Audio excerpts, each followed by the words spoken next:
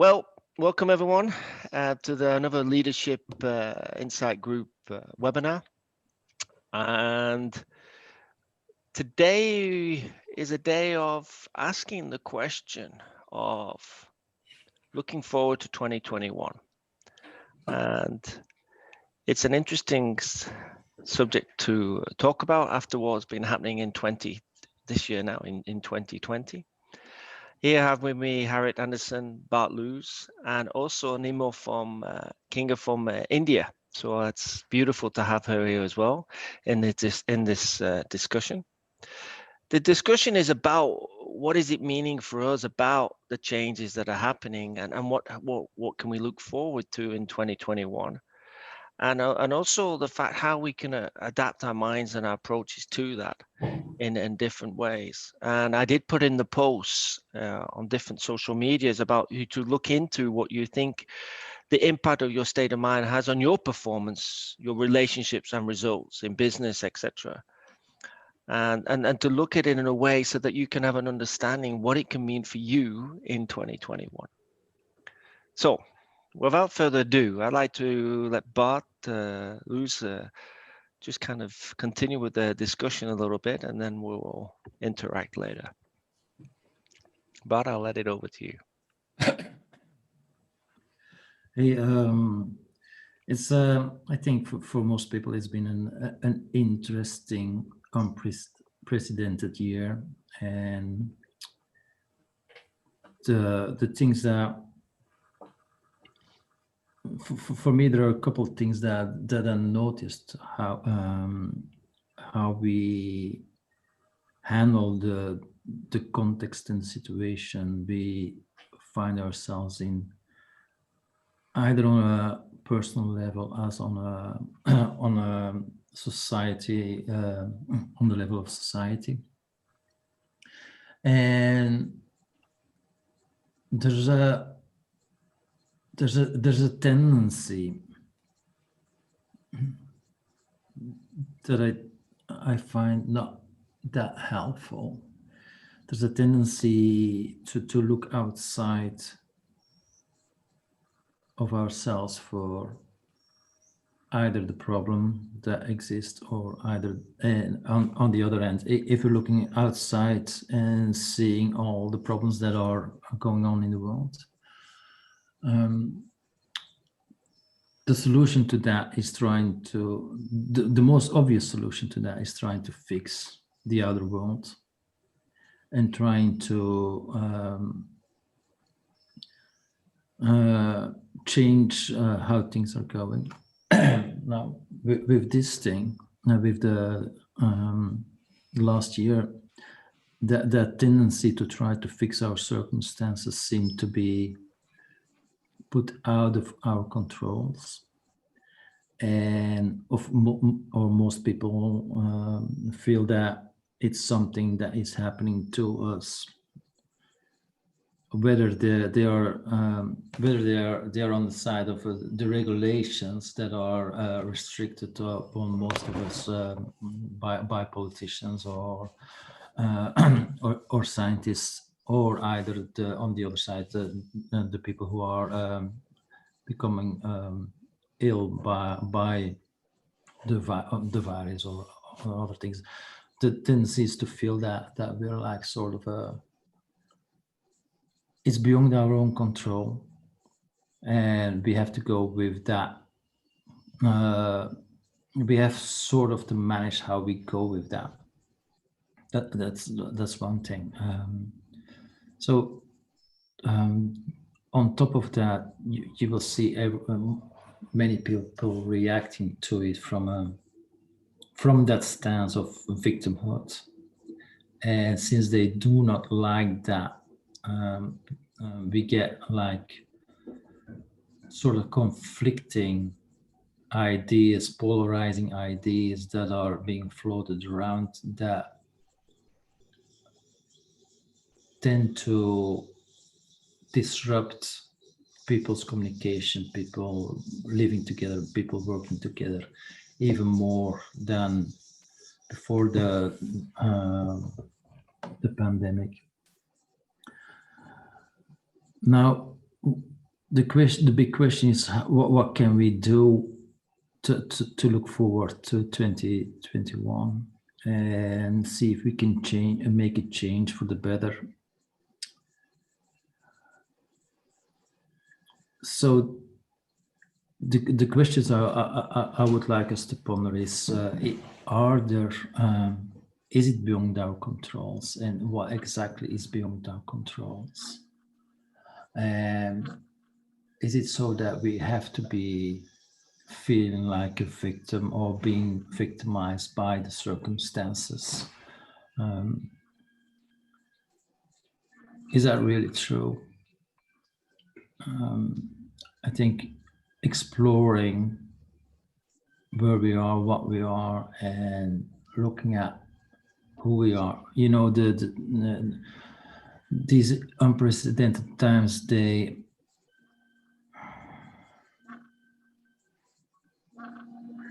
offer us an opportunity, or they give us an opportunity to look in a different direction than we always have tended to look.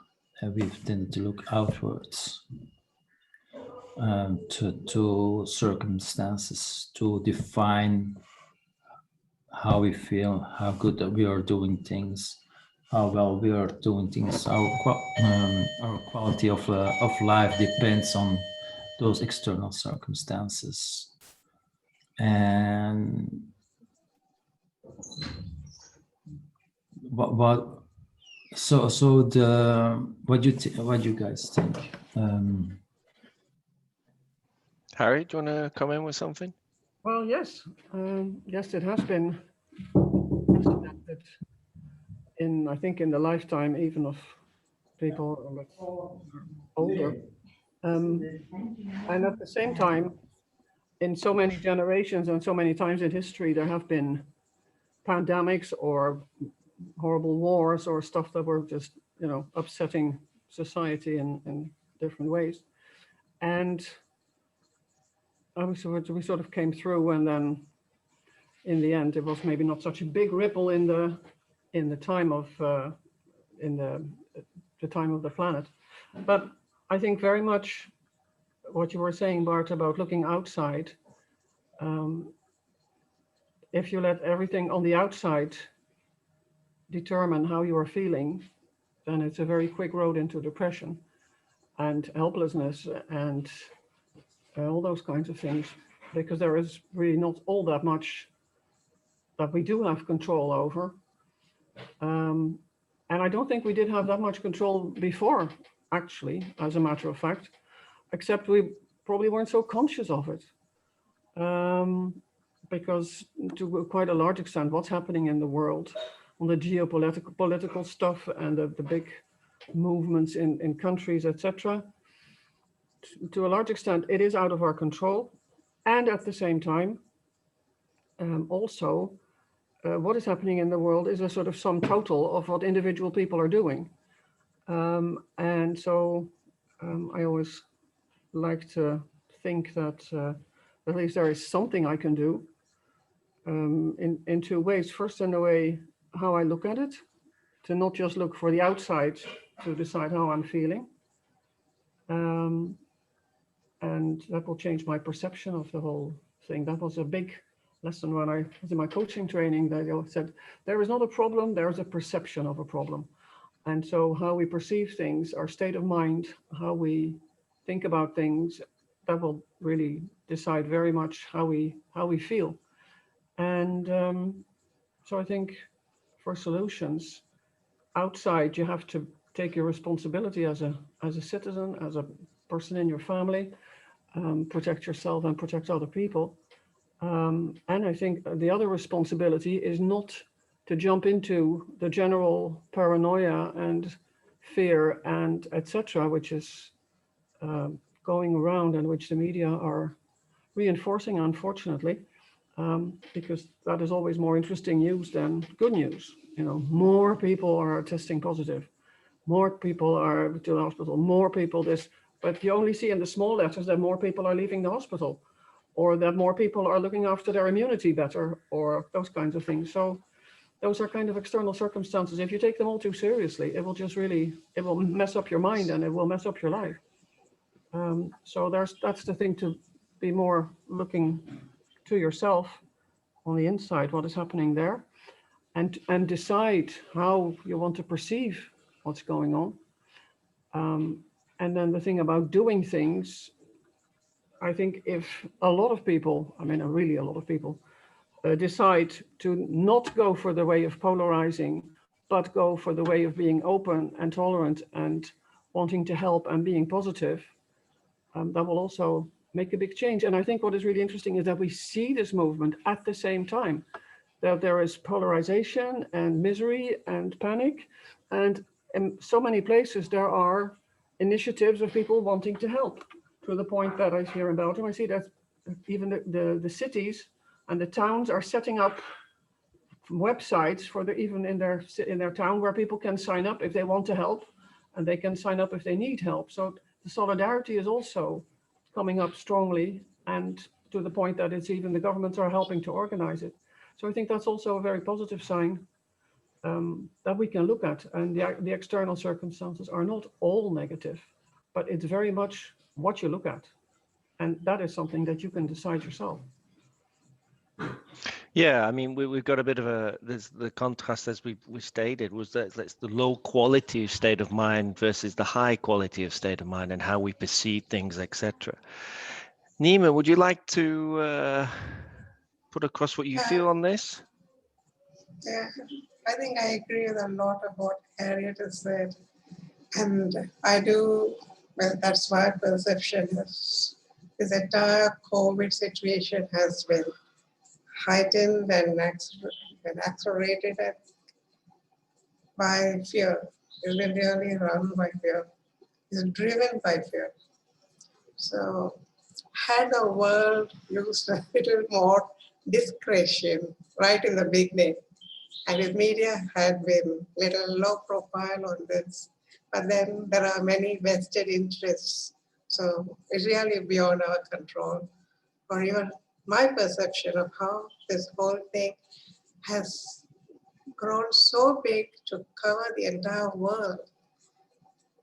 And the magnitude of it is really amazing. And I think the common thread of fear has been activated. And that has really made this whole thing spread so much. And it's got hold of people in such a grip that, yeah, I guess the deepest fear is of death. So people have bought into that, and that has been activated. So yeah, that's one thing. And the other one is, of course, here the perception comes in, because how you perceive it. Are you afraid of that? Are you afraid that you are at the mercy of something called COVID? Isn't there a high power there who's looking after something? You know, I find it amazing the way my own family members are so terrified about this. And there's no way of, you can't talk them out of it. We can do some work. Yeah, if they are willing, we do some work, and that helps. But that's again for a short time, because the media and other family members were gripped by this fear, communicate unconsciously, consciously, with awareness or without. So it's kind of, you're living in an atmosphere of fear.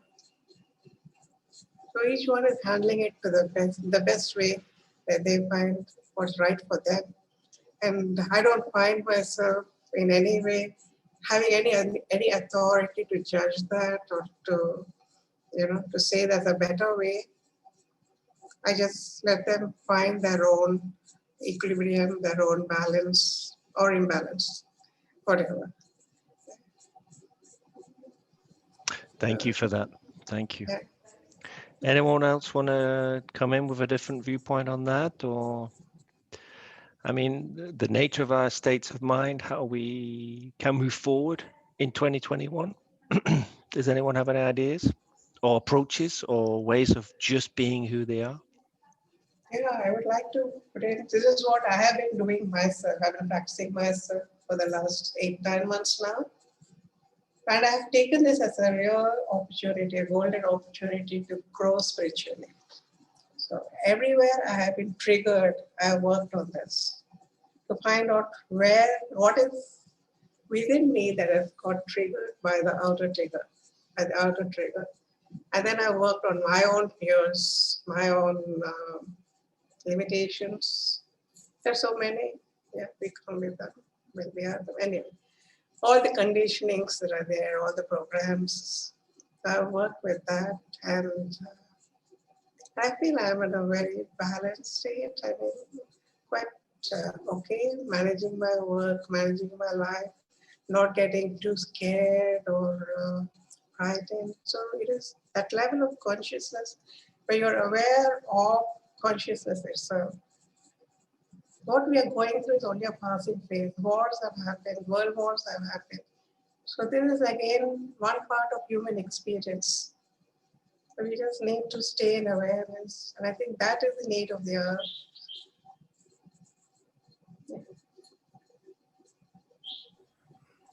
Yes, I agree with you, Nimo. I think that is absolutely true. And that comes back also to taking responsibility for your own state of mind and your own consciousness. And I must say that being Dutch, I have a bit of a tendency to want to tell other people how to live their lives. We have a good tradition of doing that. And also with the idea that it could actually be helpful. But I also agree that there's really not that much you can do if people are going to be in that state. They are the only ones who can get themselves out of it. So that maybe just by doing the same work as you are doing, seeing what am I reacting to from the outside, but what's happening inside, and to deal with that, just hopefully have a kind of an example role for somebody who wants to look, because there's also this wonderful expression, you can take a horse to water, but you can't make it drink. And so but there has to be some initiative or willingness in a person to do this, to take this approach, to do this work, and to look at things in that way. And personally, I think it's really worth the effort, because you say you feel fairly balanced about it, so do I. And I'm really happy about that. I would not like to be in the state of some people I see around me who are just really completely frozen in fear and in panic. And that is just a horrible way to live, and very hard to look forward to 2021, because this is not going to go away anytime soon, even if there's vaccine and this and that. But it's really up to the individual person to decide how they want to handle this, and then experience that you can handle it to quite an extent, and that it doesn't have to control your life, and it doesn't have to control your thoughts, and that there are lots of positive things that are still possible, and that you can see, and that you can enjoy even. Like I said, I think the signs of solidarity that are coming up everywhere, I think that's just brilliant. And I love to see those movements as well, besides the ones which are all about how horrible it all is. And so in that respect, for me, 2021, bring it on. I look forward to it, because I think, and I hope that more and more people will start to think that they have to find a way to deal with this. You can't just ignore it and sit it out because it's taking too long. So at some point you have to do something. And so being of an optimist nature, this is what I'm counting on. Brilliant, brilliant. Thank you both for that. I had problems trying to unmute myself there, so I didn't let that get too heavy for me. What I got from there, from listening to both Nima and yourself, Harriet, was really not to give the power to the problem. And to really focus in a different way of being the creative, of creating something that's different from that problem. Knowing that the problem is external, etc., but not giving all that power to it, because that's what's draining people in so many different ways, not only from a spiritual level, but also physical level, but also relationship level, working relationship, home life. It affects us in all areas. So I think what I'm getting there is not to put the power to the problem. But would you like to add anything on that?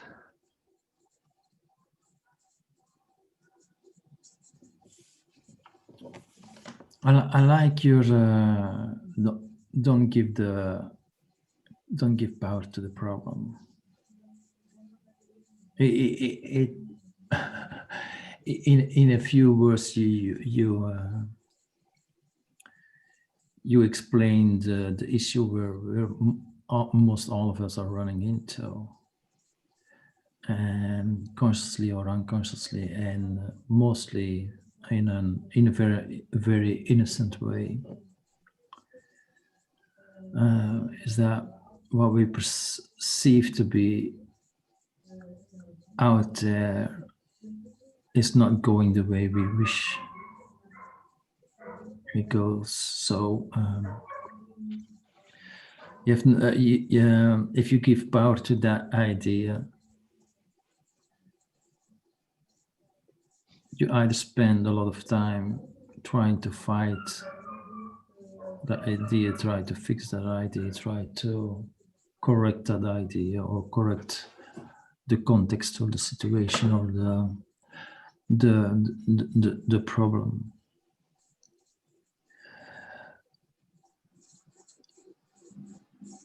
Or you retreat and you hide and you give up. And let's be clear here. What we're not saying is that there are not no problems. There are problems out there, but with a mindset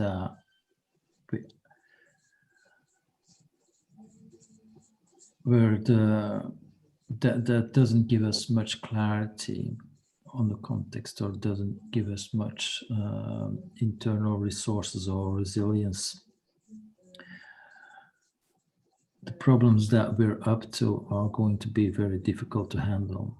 And tend to, and you see that in the responses to the COVID pandemic, is that they're all trying to control the symptoms.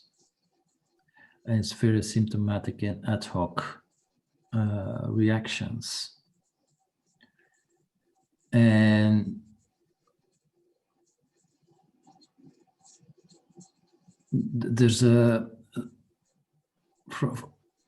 from different viewpoints, whether it's from your personal viewpoint, or from when running a company or an organization's viewpoint, being able to slow down your response to what you think is the problem will give room for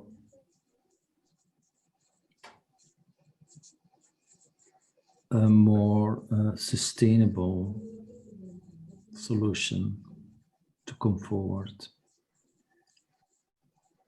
And there are many layers to it. At first, I think it's being able to realize that what's out there, or what seems to be the context, is not causing you to feel your stress or your fear. And even that small realization can stop worrying and anxiety and fear running rampant in people's minds. So it gives like a bit of an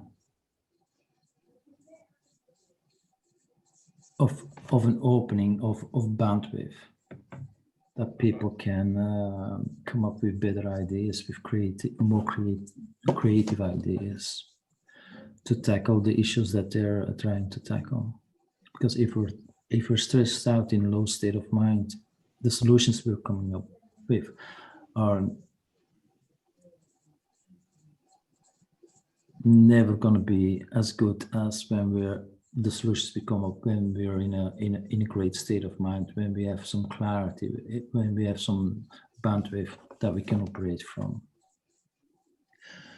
So realizing that the fear that's occupying so many people is an internal generated thingy rather than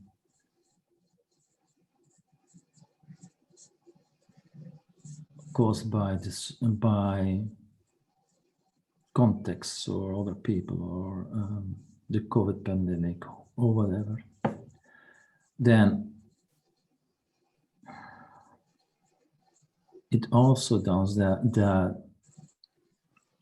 fear that we're feeling or the anxiety that we're feeling is not telling you anything about circumstances, but rather about your own personal thinking about circumstances. And that's something that is often outside of our awareness that is happening. So that's why I said it's like an innocent, unconscious thingy that gets most all of us. But becoming aware of that just opens up a whole lot of space, and let that be more than enough to create that opening up.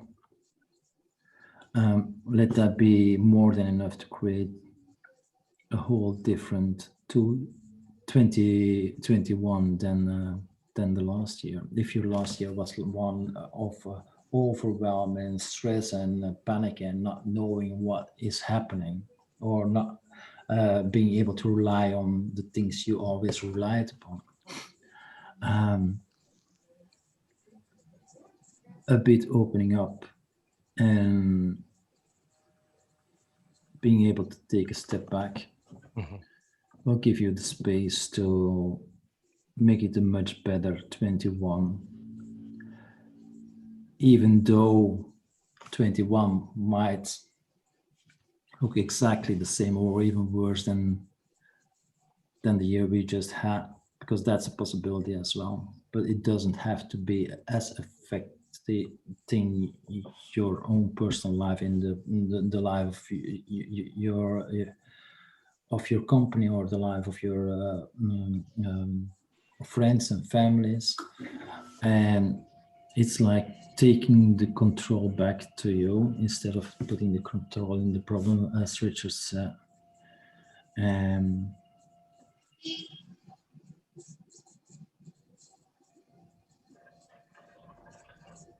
That's great.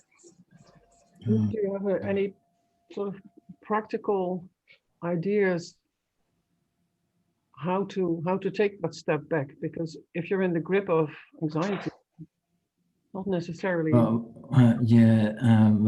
there's a couple of things. First, on the level of us helpers or people who help other people to gain more clarity. It's I think it's really helpful to have a lot of compassion and be that open space for them, rather than, as you said, you cannot make the horse drink, right? You can only bring it to the water, and bringing it to the water is like being that open space and love and compassion. And to me, that goes a very long way. So there's not necessarily that helps them open, that helps other people open up, right? That's one thing. On if there's for someone who might be listening and say, how can I do that for myself? Is I think becoming aware of your own thinking patterns, where your focus is going, can be highly useful, because we're like, most of us tend to be always on the lookout of problems. Oh, sorry, my battery of the laptop is running out. So if it runs out, and then you know what's going on. The becoming aware of where your focus is going. If your focus is going always to this is wrong, and the politicians should do that, and we're such a, you know, that your focus is a bit off. It could be try to turn it back to yourself and slow down. And adding to that, there are many contemporary practices. There's meditation. There's a lot of things that you can do without having to do many complicated things that can help you just roll up, have a better sleep pattern. Yeah, just the little things can do. Make sure you're eating healthy. All that common sense stuff that we often don't tend to do. But it's those simple basic things that can be. And next to that, find someone to talk to. Find someone, find a coach, find a friend who can point you back to yourself. Don't find a friend who is gonna affirm all the other mess, because it keeps you looking outward, and try to come back and looking inwards. It's like what Nemo said. Become aware of that space where you're looking from. And that's a deeper level, and that might not be obvious for most people, or might sound a bit woo-woo or whatever, but do the things that you feel give yourself, the things that makes you that excuse me, make you feel like more relaxed, more open, because you know from your best ideas are not coming from running rampant stories in your mind. Your best ideas will come forward when you're in the shower, or when you're out for a run, or when you're like a relaxed state of mind. So if you're trying to fix things, or try to change things in your life, or in the circumstances around you, make sure you find that insightful place inside of you, and stop your mind from being distracted by the circumstances.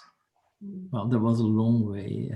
I hope that made a bit of sense, Harriet, and answered your question in a more practical manner.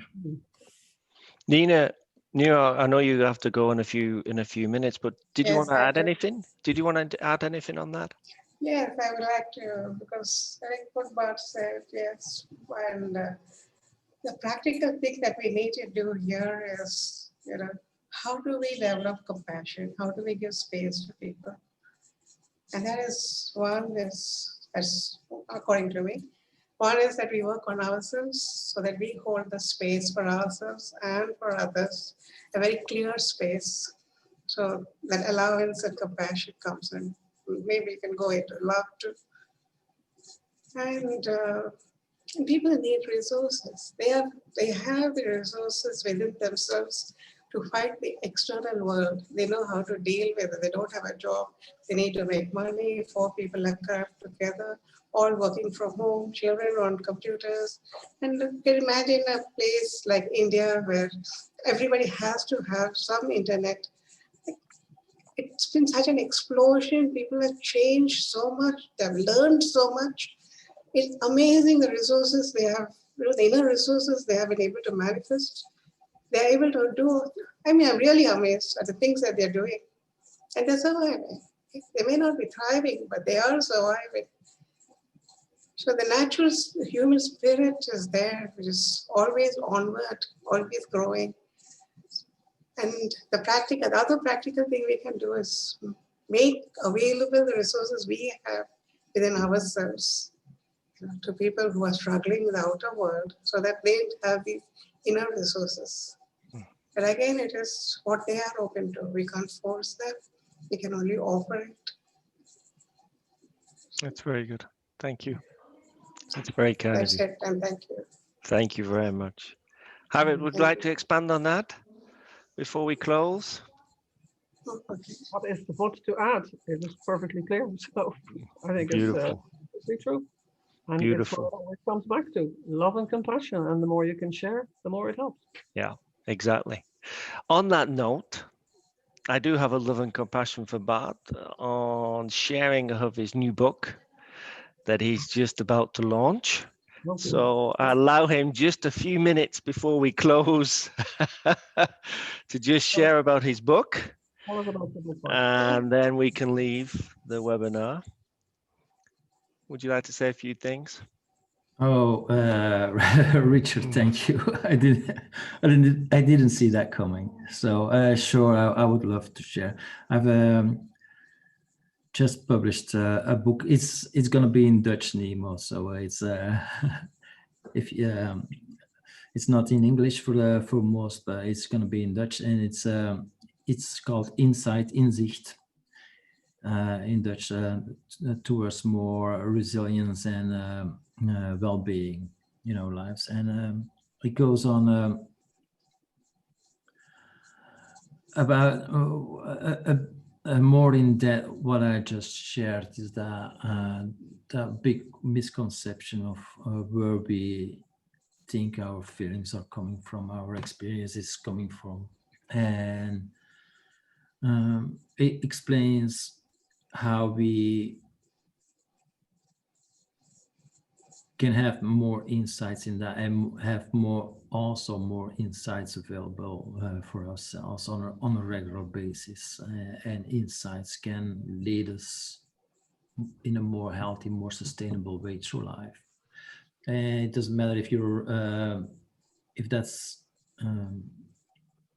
looking for the insights in a relationship issue that you have, or if you're looking for more insights in leading your business.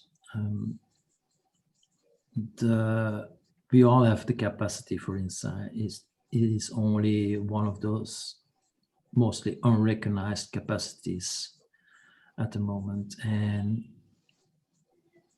the book helps that bring back forward to people's mind that we have that innate capacity for insight and the innate capacity for well-being, and we're just overall looking in the wrong direction, looking out to circumstances or other people to control, and we become unaware of what's hidden in us, what's in our essence, as it's that innate well-being, that innate resilience, that innate capacity to have insights.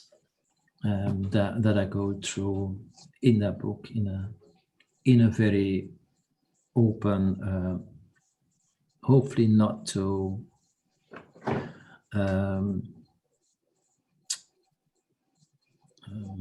academic manner, rather a more personal manner, describing how I dealt with, for instance, adversities like leukemia and stuff like that. So, and that even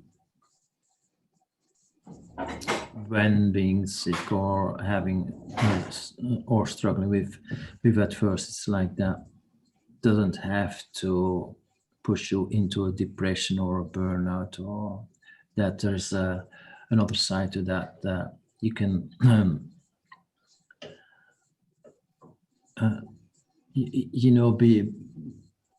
be graceful or more graceful with your lows. That helps take the sting out of the